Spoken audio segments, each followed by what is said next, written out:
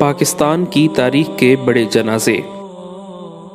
امام احمد بن حنبل رحمۃ اللہ علیہ نے فرمایا تھا کہ ہمارے جنازے ہماری حقانیت کا فیصلہ کریں گے۔ جب ان کا انتقال ہوا تو بغداد میں لاکھوں افراد ان کے جنازے میں شریک ہوئے اور اس جنازے کی شان دیکھ کر ہزاروں غیر مسلموں نے اسلام قبول کر لیا۔ 21 اکتوبر 1929 بروز جمعرات کو میاں والی جیل میں غازی علم الدین کو گستاخ رسول راج پال کو قتل کرنے کے جرم میں پھانسی دے کر شہید کر دیا گیا۔ غازی علم الدین شہید کو پھانسی کے بعد برطانوی حکومت نے ان کی میت بغیر نماز جنازہ جیل کے قبرستان میں دفنا دی، جس پر مسلمانوں نے شدید احتجاج کیا اور علامہ محمد اقبال نے ایک مہم چلائی اور آخرکار 15 دن بعد جب غازی علم الدین شہید کی میت کو قبر سے نکالا گیا تو ان کا جسد خاکی پہلے دن کی طرح تر و تازہ تھا۔ دسمبر کی ایک یخ بستہ صبح کو لاش گاڑی میں لاہور لائی گئی۔ شہید کا جنازہ لاہور کی تاریخ کا سب سے بڑا جنازہ کہلاتا ہے۔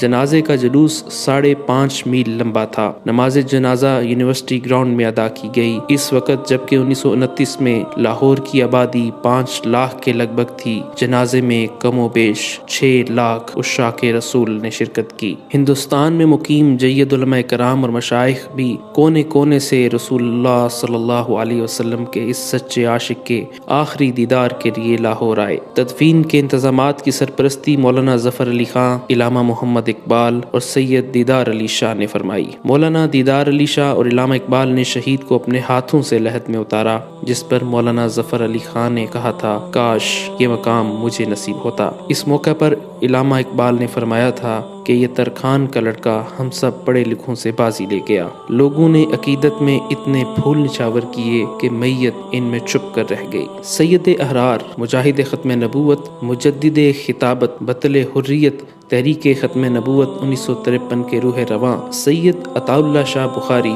21 اگست 1961 کو ملتان میں انتقال ہوا۔ انہوں نے 50 برس بھرپور قومی اور ملی خدمات میں گزارے۔ ان کے جنازے میں تقریباً 2 لاکھ افراد شریک ہوئے۔ ان کی نماز جنازہ ان کے فرزند اکبر مولانا سید ابو ذر بخاری نے پڑھائی۔ جنازے کے چاروں طرف 8 بانس لگا دیے گئے کہ ہر شخص کندھا دینے کی سعادت حاصل کرنا چاہتا تھا۔ آہستہ آہستہ تمام سڑکیں، میدان، گلیاں، مکان اور چھتیں لوگوں سے اٹی ہوئی تھیں۔ 1 میل لمبا جنازے کا جلوس تھا۔ ان کی وصیت کے مطابق عام قبرستان جلال باقری میں سپرد خاک کیا گیا۔ مولانا احمد علی لاہوری۔ لاہور کی زمین میں بہت سارے اللہ والے سوئے ہوئے ہیں۔ انہی اولیاء اللہ میں شیخ التفسیر مولانا احمد علی لاہوری رحمۃ اللہ علیہ بھی ہیں۔ آپ نے برصغیر پاک و ہند کی مساجد میں درس قرآن اور دینی مدارس میں دورہ تفسیر قرآن کی روایت قائم کرنے میں اپنا بنیادی کردار ادا کیا۔ مولانا احمد علی لاہوری 17 رمضان المبارک 23 فروری 1962 بروز جمعۃ المبارک کو 77 سال کی عمر میں اس شان سے دنیا سے رخصت ہوئے کہ 9:30 بجے رات نماز عشاء کی نیت باندھی اور سجدے کی حالت میں خالق حقیقی سے جا ملے۔ اس ولی باصفا نے لاہور میں 40 سال مسلسل درس قرآن کا چراغ روشن کر کے لاکھوں لوگوں کی ہدایت اور جنت کا ذریعہ بنا، اور جس دن وفات پائی اس دن بھی درس قرآن دیا اور اس سے اگلے روز جنازہ تھا۔ اس دن آپ کی وصیت کے مطابق پہلے درس قرآن دیا گیا اور تدفین بعد میں ہوئی۔ جب آپ کا جنازہ اٹھا تو لاکھوں لوگ عقیدت و محبت میں اشکبار آنکھوں کے ساتھ جنازے میں شریک ہو کر کاندھا دیتے ہوئے نظر آئے۔ آپ کی تدفین 24 فروری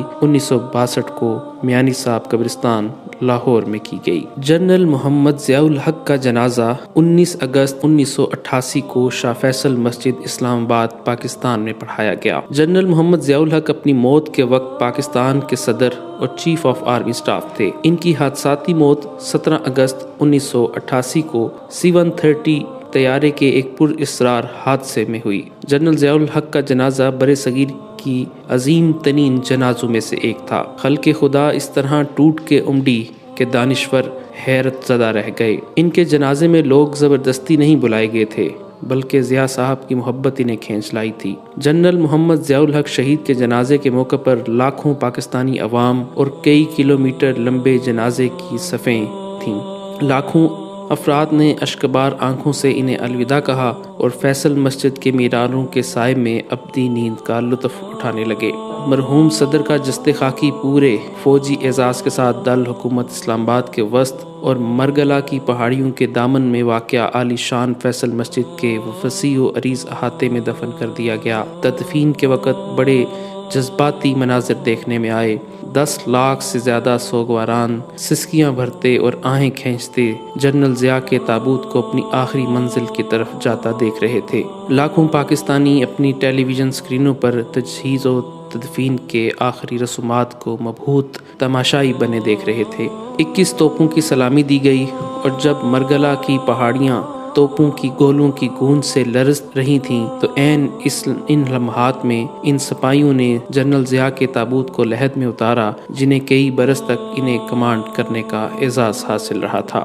غازی ممتاز قادری۔ سلمان تاثیر قتل کیس میں ممتاز قادری کو 29 فروری 2016 کو سزائے موت دے دی گئی۔ شہادت کے دوسرے دن 1 مارچ 2016 بروز منگل لیاقت باغ راولپنڈی میں لاکھوں عاشقان رسول تمام مکاتب فکر کے لاکھوں افراد نے شیخ الحدیث سید حسین الدین شاہ کی اقتداء میں ممتاز قادری کی نماز جنازہ ادا کی۔ نماز جنازہ کے لیے راولپنڈی کا تاریخی لیاقت باغ چھوٹا پڑ گیا۔ لاکھوں کی تعداد میں شرکاء پنڈال کے اندر اور باہر موجود تھے جو ذکر الہی اور درود شریف پڑھتے رہے۔ نماز جنازہ میں مختلف سیاسی اور مذہبی تنظیموں کے رہنماؤں نے شرکت کی جبکہ ملک بھر سے لوگ قافلوں کی صورت میں راولپنڈی پہنچے۔ پاکستان کے علاوہ خلیجی اور یورپی ممالک سے کئی افراد نماز جنازہ میں خصوصی طور پر شریک ہوئے۔ ممتاز قادری کے جنازے میں تا حد نگاہ عوام کا جم غفیر تھا۔ میت کے ہمراہ لوگ پیدل سفر کر رہے تھے۔ شرکاء کی بڑی تعداد کے باعث منٹوں کا سفر گھنٹوں میں طے ہوا۔ بلا شبہ غازی ممتاز قادری شہید کا جنازہ پاکستان کی تاریخ کا سب سے بڑا اجتماع تھا۔ لیاقت باغ کے ہر اطراف 3 کلومیٹر تک انسانی سر ہی سر دکھائی دے رہے تھے۔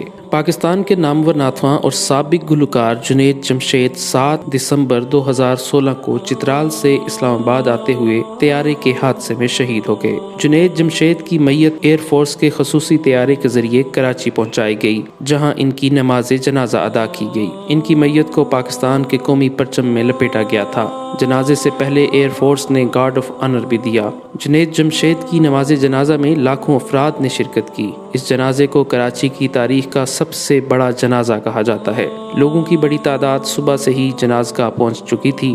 AKD گراؤنڈ میں ہر طرف سر ہی سر نظر آ رہے تھے۔ ملک کے معروف مذہبی اور سیاسی شخصیات، تینوں مسلح افواج کے اعلیٰ عہدیداروں، کرکٹروں، کھلاڑیوں اور مختلف پیشوں سے وابستہ افراد، معروف تاجروں اور صنعت کاروں سمیت لاکھوں افراد نے نماز جنازہ میں شرکت کی۔ جنازگاہ میں تل دھرنے کی جگہ نہیں تھی اور گراؤنڈ کی حدود سے باہر بھی جم غفیر موجود تھا۔ اس کے بعد جنید جمشید کے جسد خاکی کو کرنگی انڈسٹریل ایریا میں واقع جامعہ دارالعلوم کراچی میں سپرد خاک کر دیا گیا۔ مولانا عبد الوہاب پاکستان کی تبلیغی جماعت کے تیسرے امیر تھے۔ تبلیغی جماعت کا حصہ بن کر 80 سال دعوت و تبلیغ میں گزارنے والے مولانا عبد الوہاب المعروف حاجی عبد الوہاب نومبر 2018 کو طویل علالت کے بعد 96 برس کی عمر میں خالق حقیقی سے جا ملے۔ لگ بھگ 20 برس سے ویل چیئر پر آئے اور برسوں دمے جیسے موذی مرض سے لڑتے رہنے کے باوجود حاجی عبد الوہاب نے آخری سانس تک شرعی احکامات کی پاسداری کو مقدم رکھا۔ ان کے انتقال کی خبر ملتے ہی پاکستان سمیت دنیا بھر سے لاکھوں لوگ رائیونڈ پہنچنا شروع ہو گئے اور دیکھتے ہی دیکھتے رائیونڈ جہاں ہر سال عالمی تبلیغی اجتماع منعقد کیا جاتا ہے لوگوں سے بھر گیا۔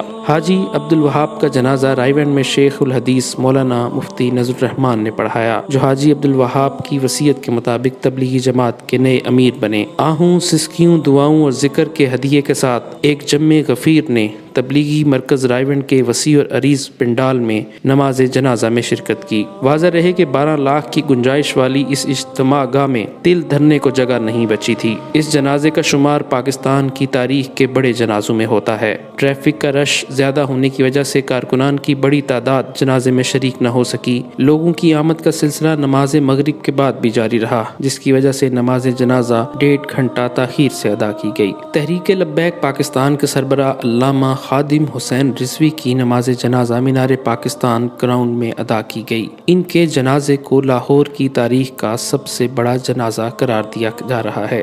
جنازے میں لاکھوں لوگ شریک ہوئے۔ علامہ خادم حسین رضوی کی میت ایمبولینس کے ذریعے صبح 9 بجے گھر سے نماز جنازہ کی ادائیگی کے مقام مینار پاکستان کے لیے روانہ ہوئی، لیکن کارکنوں اور عقیدت مندوں کے بے پناہ رش کی وجہ سے ایمبولینس 4 گھنٹے بعد آزادی فلائی اوور تک پہنچ سکی۔ نماز جنازہ کی ادائیگی میں شرکت کے لیے آنے والوں کا رش اس قدر زیادہ تھا کہ ایمبولینس کو مینار پاکستان کی گراؤنڈ کے اندر نہ لے جایا جا سکا اور آزادی فلائی اوور کے اوپر ہی کھڑی کر کے نماز جنازہ پڑھی گئی۔ مینار پاکستان گراؤنڈ لوگوں سے پوری طرح بھر گیا اور لوگوں کی بڑی تعداد گراؤنڈ سے باہر بھی موجود تھی۔ جنازے میں شرکت کے لیے ملک بھر سے قافلوں کی صورت میں لوگ جنازگاہ پہنچے۔